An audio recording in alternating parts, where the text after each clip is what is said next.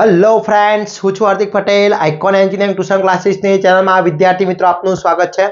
Diploma સેમેસ્ટરની અંદર જે physics આવે છે, સેમેસ્ટર 1 ની અંદર જે ફિઝિક્સ આવે છે, જેનો સબ્જેક્ટ કોડ છે 43405, એની અંદર ચેપ્ટર નંબર 2 આજે આપણે સ્ટાર્ટ કરી રહ્યા છે વિદ્યાર્થી મિત્રો. ઇલેક્ટ્રોસ્ટેટિક એટલે સ્થિત વિદ્યુત શાસ્ત્ર, જે ડિપ્લોમા ટુ ડિગ્રી જે તૈયારી કરી રહ્યા છે એન્ટ્રન્સ ટેસ્ટની, એટલે કે DDCT એટલે કે diploma two degree common entrance ટેસ્ટની તૈયારી કરી રહ્યા છે, એમના માટે પણ ઉપયોગી વિડીયો છે વિદ્યાર્થી મિત્રો. તો લાસ્ટ એન્ડ સુધી જોડાતા રહેશો. ચેનલ ઉપર નવા હોય તો ચેનલને સબસ્ક્રાઇબ કરી દેશો, બેલ આઇકોન ઓન કરી દો જેથી નવા વિડીયો આવે તરત જ નોટિફિકેશન આવી જશે. બીજું ખાસ ઇમ્પોર્ટન્ટ, સેમેસ્ટર 2 ના વિદ્યાર્થી મિત્રો અથવા સેમેસ્ટર 1 ના વિદ્યાર્થી મિત્રો, તમારા WhatsApp ગ્રુપની લિંક જે છે એ આપણે ડિસ્ક્રિપ્શનમાં મૂકેલી છે. આપણે એક WhatsApp ગ્રુપ બનાવેલું છે જેની અંદર અમે દરેક માહિતી શેર કરતા હોઈએ છીએ. તો ફટાફટ જોઈન થઈ જશો, જેની લિંક ડિસ્ક્રિપ્શનમાં મૂકેલી છે વિદ્યાર્થી મિત્રો, જેથી અમે તમને દરેક ઇન્ફોર્મેશન પહોંચાડી શકીએ. દરેક વિડીયોઝની લિંક છે, એનું સ્ટડી મટીરિયલ છે, અહીંયા જે તમને વિડીયોમાં PDF બતાવવામાં આવે છે, PDF પણ અમે એની અંદર શેર કરતા હોઈએ છીએ. તો ફટાફટ જોઈન થઈ જશો અને તમારો બેસ્ટમાંથી બેસ્ટ સ્ટડી કરી શકો, એના માટે વિદ્યાર્થી મિત્રો જોઈન કરી શકો છો. બીજું ખાસ ઇમ્પોર્ટન્ટ કે વિદ્યાર્થી મિત્રો, આપણે ડિપ્લોમાના દરેક બ્રાન્ચના કોર્સ, દરેક સબ્જેક્ટના કોર્સ અપલોડ કરેલા છે. ફિઝિક્સ હોય, મેથ્સ હોય, ઇંગ્લિશ હોય, તમારો EM હોય, BOOP હોય, ડિજિટલ ઇલેક્ટ્રોન, કોઈ પણ સબ્જેક્ટ હોય, પાયથોન હોય, કોઈ પણ એવરીથિંગ સબ્જેક્ટના કોર્સ બનાવેલા છે, જેની અંદર વિડીયોઝ છે, એના મોસ્ટ ટાઈમ ક્વેશ્ચન છે, એની PDF છે, એના ટોપ 30 ક્વેશ્ચન છે, GTUS પેપર છે, દરેક વસ્તુ એની અંદર ઇન્ક્લુડ છે. તો ફટાફટ જોઈન કરી પરચેસ કરવા માટે ડિસ્ક્રિપ્શનમાં લિંક મૂકી છે, ત્યાંથી કોર્સ પરચેસ કરી શકો છો અને તમારી બેસ્ટ તૈયારી કરી શકો છો. ઓકે, હવે આજની વાત છે ઇલેક્ટ્રોસ્ટેટિક એટલે સ્થિત વિદ્યુત શાસ્ત્ર. સ્થિતનો મતલબ છે સ્થિર, સ્થિર વિદ્યુત શાસ્ત્રની વાત કરવાની છે. ઇલેક્ટ્રોસ્ટેટિક ઇલેક્ટ્રોન ચાર્જ છે શું, ઇલેક્ટ્રોન કોને કહેવામાં આવે છે, દરેક વસ્તુની આપણે ચર્ચા કરવાના છે. ઇંગ્લિશ અને ગુજરાતી બંને મીડિયમના વિદ્યાર્થી મિત્રો માટે બંને લેંગ્વેજની અંદર વાત કરવાના છીએ, ડોન્ટ વરી. તો અહીંયા ફર્સ્ટ જે ચેપ્ટર છે એ ફિઝિક્સ સબ્જેક્ટ છે 43005, એની અંદર આવે છે વિદ્યાર્થી મિત્રો. તો ફર્સ્ટ આપણો છે ક્વેશ્ચન, વીજ બાર એટલે શું. અહીંયા મેં ક્વેશ્ચન પણ બતાવી દીધા છે કે ભાઈ ક્વેશ્ચન કઈ રીતના પૂછાતો હશે. વીજ બાર એટલે શું, what is a electron charge, okay, explain it. તો કણના જે ગુણધર્મના કારણે તેમની વચ્ચે વિદ્યુત બાર લાગે છે, તે ગુણધર્મને વીજભાર કહેવામાં આવે છે. સપોઝ ધારી લો કે વિદ્યાર્થી મિત્રો, અહીંયા પ્લસ વીજભાર ધરાવતો Q છે અને અહીંયા માઇનસ ધરાવતો Q છે. આ બંને વચ્ચે જે ફોર્સ લાગશે એ કયું હશે, આકર્ષણ બળ હશે અથવા અપાકર્ષણ. અપાકર્ષણ એટલે બંને જો પ્લસ પ્લસ હોય તો અપાકર્ષણ લાગશે અને બંને જો પ્લસ માઇનસ હશે તો આકર્ષણ. તો જે ગુણધર્મના કારણે, કણના જે ગુણધર્મના કારણે તેમની વચ્ચે વિદ્યુત બળ લાગે છે, તે ગુણધર્મને વીજભાર કહે છે. The property of particle which cause an electric force between them is called a charge. એને ચાર્જ કહેવામાં આવે છે. વીજભારને SI યુનિટ કુલમ્બ છે. શું છે, કુલમ્બ. ઓકે, જેને C વડે દર્શાવવામાં આવે છે. વીજભારની કિંમત, એની એક વીજભાર E ની કિંમત છે એ 1.6 × 10⁻90 કુલમ્બ, એને કુલમ્બ વડે દર્શાવવામાં આવે છે. ઓકે, તો અહીંયા the unit of charge is coulomb, coulomb વડે દર્શાવવામાં છે, એનો SI યુનિટ કુલમ્બ છે, એને C વડે રિપ્રેઝન્ટ કરવામાં આવે છે, એની કિંમત છે 1.6 10⁻90 કુલમ્બ છે. ઓકે, આ ખાસ યાદ રાખજો. 1.6 એને પૂછી શકે છે કે ભાઈ ઇલેક્ટ્રોન ચાર્જનો કેટલો વીજભાર હોય છે, એક ઇલેક્ટ્રોનમાં કેટલા વીજભાર હોય છે, તો 1.6 × 10⁻90 કુલમ્બ જેટલા વીજભાર હોય છે. ઓકે, તો એનું દરની વાત કરીએ, માસ ઓફ ઇલેક્ટ્રોન, તો ઇલેક્ટ્રોનનું દર કેટલું હોય છે, આપણે ઇલેક્ટ્રોનનું દર છે 9.1 × 10⁻31 kg જેટલું હોય છે, એનું દર હોય છે.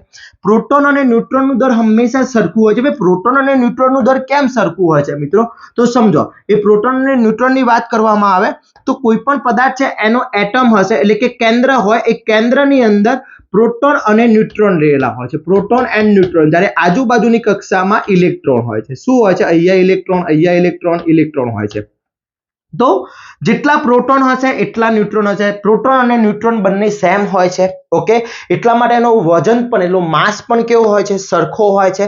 એટલા માટે બંનેનું વેટ કેવું છે, સરખું છે. એનું 1.6 × 10⁻27 kg જેટલું એનું વેટ હોય છે. ઓકે, પ્રોટોન જે છે ધન વીજભાર ધરાવે છે, ન્યુટ્રોન તટસ્થ છે. ઓકે, અને ઇલેક્ટ્રોન જે છે એ માઇનસ ઋણ વીજભાર ધરાવે છે. Okay, clear. તો અહીંયા ખાસ ધ્યાન રાખજો, ઇલેક્ટ્રોન ચાર્જ કોને કહેવામાં આવે છે કે જે બે કોઈ પણ પદાર્થના કારણે જે બળ ઉત્પન્ન થાય છે એ બળ ઉત્પન્નના ગુણધર્મને આપણે શું કહીએ છીએ? વીજભાર કહીએ છીએ. એ પ્રોપર્ટીને આપણે વીજભાર કહીએ છીએ. એનો એકમ છે SI યુનિટ છે કુલમ. ઓકે, C વડે દર્શાવવામાં આવે છે.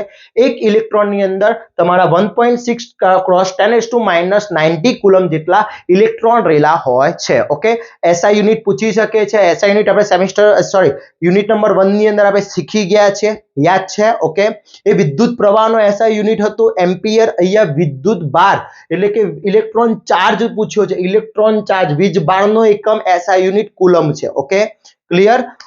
ચલો, એનું વજન પણ યાદ રાખવાનું છે. એટલે આ એક ટોપિક યાદ રાખવાનું થશે તમારું. વજન, માસ of electron, mass of proton and mass of electron neutron. Okay, 1.6 cross 10⁻27 kg. Okay, clear. હવે નેક્સ્ટ વાત કરીએ આપણે કે કુલમના વર્ગના વ્યસ્તનો નિયમ શું કહે છે. હવે કુલમના વર્ગના વ્યસ્તનો નિયમ શું કહે છે સમજો. કે ધારી લો કે અહીંયા એક Q1 પદાર્થ છે, મારો એક ઇલેક્ટ્રોન છે. અહીંયા એક Q2 ઇલેક્ટ્રોન છે. ઓકે, બે ઇલેક્ટ્રોન છે, સ્થિર છે. આ બંને વચ્ચે લાગતું ફોર્સ મારે શોધવું હોય અને વચ્ચે અંતર છે r. તો એ શોધવા માટે બે સ્થિર બિંદુવત વીજભાર વચ્ચે લાગતું વિદ્યુત બળ તેમના વીજભારના ગુણાકારના સમપ્રમાણમાં અને તેમની વચ્ચેના અંતરના વર્ગના વ્યસ્ત પ્રમાણમાં હોય છે. F ચલે છે Q1 Q2 upon R square. The electron force between two stationary point charge is proportional to the product of the charge and inverse proportional to the square of the distance between them. એમના ડિસ્ટન્સના સ્ક્વેરના એટલે કે વ્યસ્ત પ્રમાણમાં હોય છે, inverse પ્રમાણમાં હોય છે. ઓકે, તો F ચલે છે Q1 Q2 upon R square. જેનાથી કોઈ ધારો કે બે વીજભાર છે, એ બે વીજભાર વચ્ચે લાગતું બળ, એક બંને વચ્ચે લાગતું ફોર્સ શોધવું હોય તો કુલમનો નિયમ પૂછાતો હોય છે. મોસ્ટ IMP છે. કુલમના નિયમનું સ્ટેટમેન્ટ પૂછાતું હોય છે, એનું સૂત્ર તારવવાનું પૂછાતું હોય છે. તો તમે F ચલે છે Q1 Q2 upon R square, એટલે F ચલે છે constant Q1 Q2 upon R square. હવે અહીંયા હું ચલે છે રિમૂવ કરી અને અહીંયા હું K મૂકું છું. K નો મતલબ થશે કોન્સ્ટન્ટ. K એટલે ડાઇલેક્ટ્રિક કોન્સ્ટન્ટ, અચળાંક કહેવામાં આવે છે ને. જ્યાં Q1 અને Q2 એ શું છે? બિંદુવત વીજભાર છે. R તેમની વચ્ચેનું અંતર છે. ઓકે, તો વેરી મોસ્ટ ઇમ્પોર્ટન્ટ ક્વેશ્ચન છે. કુલમના વર્ગનો વ્યસ્તનો નિયમ બે સ્થિર વિદ્યુતભાર વચ્ચે લાગતું બળ તેમના ગુણાકારના સમપ્રમાણમાં અને તેમની વચ્ચે રહેલા અંતરના વર્ગના વ્યસ્ત પ્રમાણમાં હોય છે. ક્લિયર વિદ્યાર્થી મિત્રો? ખાસ આ બધા જ ક્વેશ્ચન મોસ્ટ IMP છે.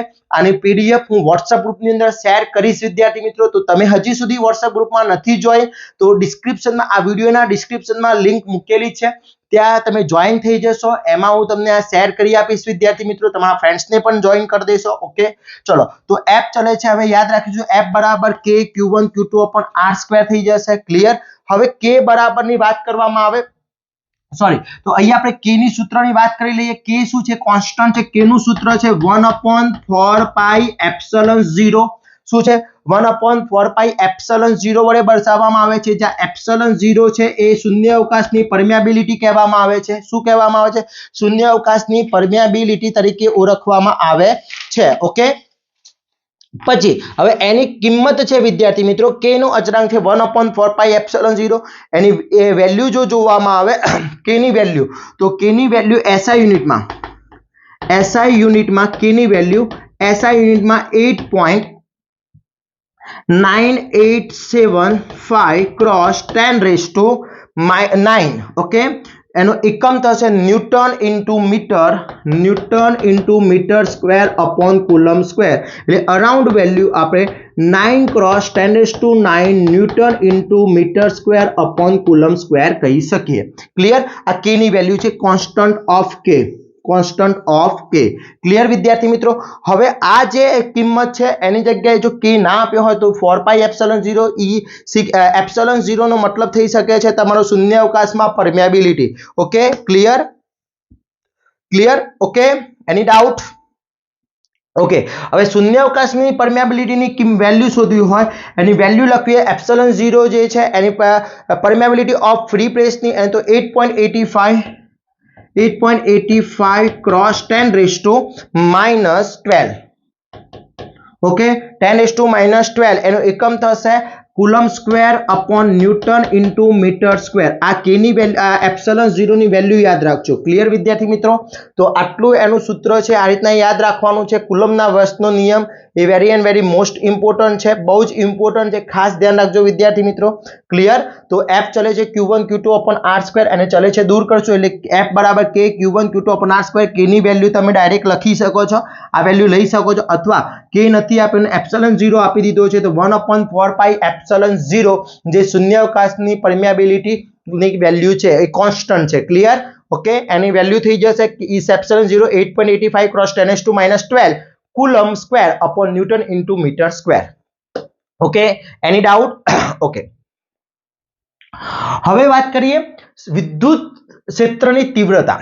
હવે કોઈ પણ ઇલેક્ટ્રિક ફિલ્ડ છે એની તીવ્રતા હોય છે। હવે આપણે મેગ્નેટિક ફિલ્ડ જોઈ છે। મેગ્નેટિક ફિલ્ડ એટલે ચુંબકીય ક્ષેત્રની તીવ્રતા કે આપણે પ્રયોગ કરતા હતા, યાદ છે કે એક પૂંઠું લેવામાં આવતું હતું, એના ઉપર લોખંડનો ભૂકો નાખવામાં આવતો હતો, એમાં લોખંડ મૂકવામાં આવતું હતું, યાદ હોય તો આ રીતના એક પૂંઠું લેવામાં આવતું હતું, એની આજુબાજુ લોખંડનો ભૂકો નાખવામાં આવતો હતો અને એ ચુંબક મૂકવામાં આવે તો એ ચુંબકની આજુબાજુનો જે ભૂકો છે એને ચોંટી જશે, અમુક ભાગમાં રહેતો ચોંટી જાય છે, અમુક ભાગ ચોંટતો નથી।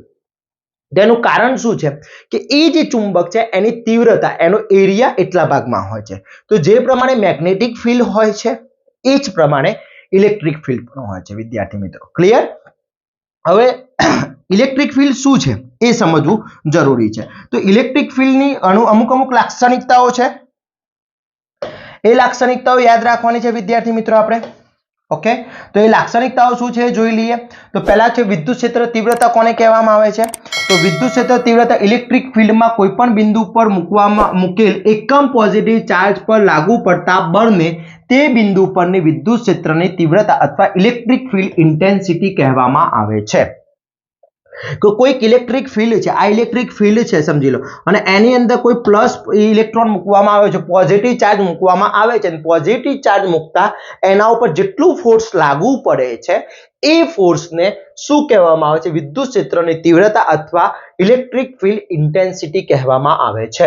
Electric field intensity the force action on unit positive charge place at any point in a electric field is called electric field intensity at the point। એ પોઈન્ટની જ ફક્ત એ પોઈન્ટની ઇન્ટેન્સિટી કહેવામાં આવે છે। ડિપેન્ડ છે તમે ક્યાં મૂક્યો છે પોઈન્ટ। ક્લિયર?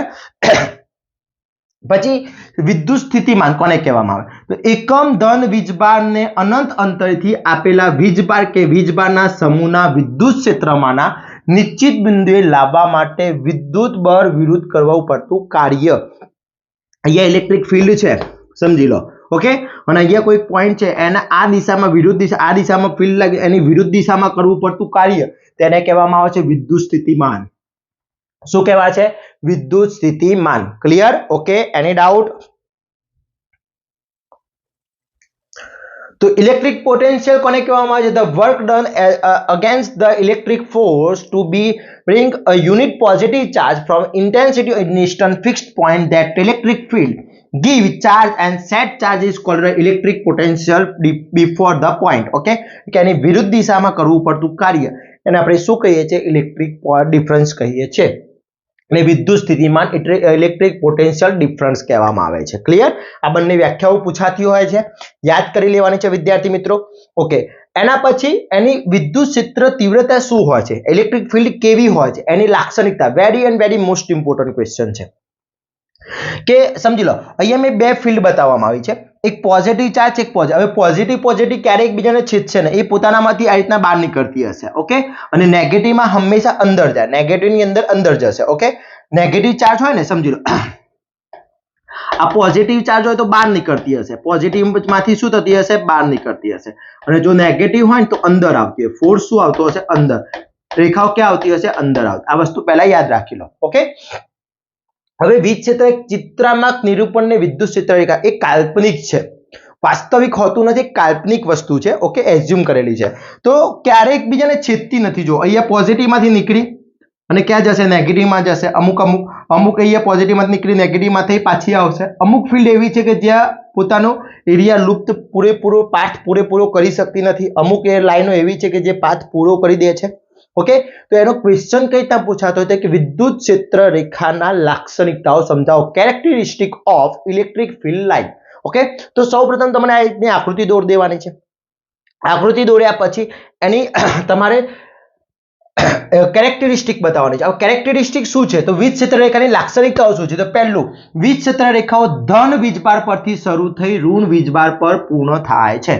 જો ધનમાંથી શરૂ થઈ ઋણમાં પૂરી થાય છે. ઓકે, પહેલો પોઈન્ટ થઈ ગયો. Electric field line start as positive charge and ending at negative charge.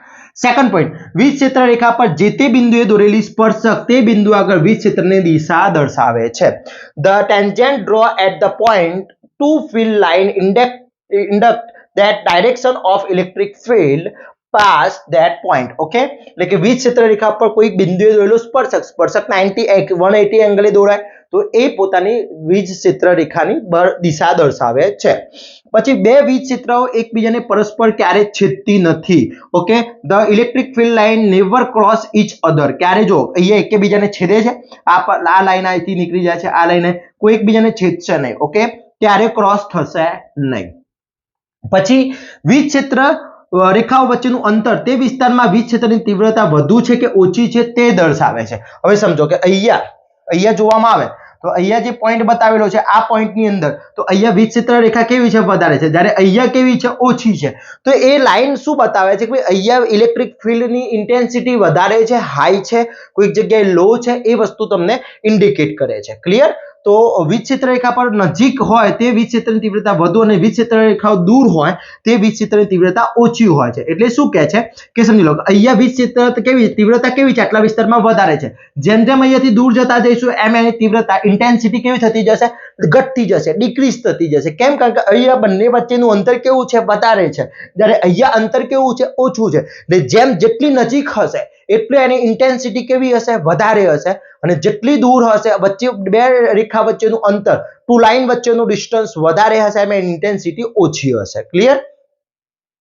પછી શું કહે છે the distance between the electric field line induct whether the electric field intensity high and low that area. If the electric field line are close to each other then electric field intensity is higher, that field are future part and affect the field intensity is less. Okay, clear? એટલે શું કહેવા માંગે છે કે જેમ એની તીવ્રતા રેખાઓ જેમ નજીક હશે એમ ઇન્ટેન્સિટી હાઈ હશે, જેમ રેખાઓ વચ્ચેનું અંતર વધારે હશે એમ ઇન્ટેન્સિટી લો હશે. ક્લિયર? પછી નેક્સ્ટ શું છે, સમાંગ વીજ ક્ષેત્રની રેખાઓ પરસ્પર સમાંતર અથવા એકબીજાના સરખા અંતરે હોય છે. The parallel electric field line are mutual parallel and request from each other. પછી વીજ ક્ષેત્ર રેખાઓ કાલ્પનિક રેખાઓ છે, વીજ ક્ષેત્ર વાસ્તવિકતા નથી, ફક્ત કાલ્પનિક છે. એક એઝ્યુમ કરવાનું છે, ક્યારે વસ્તુ તમને દેખી નથી શકાતી, ફક્ત વિચારવાનું છે. ક્લિયર? ચિત્રરેખાઓ વાહકની સપાટીને હંમેશા લંબ જ હોય છે.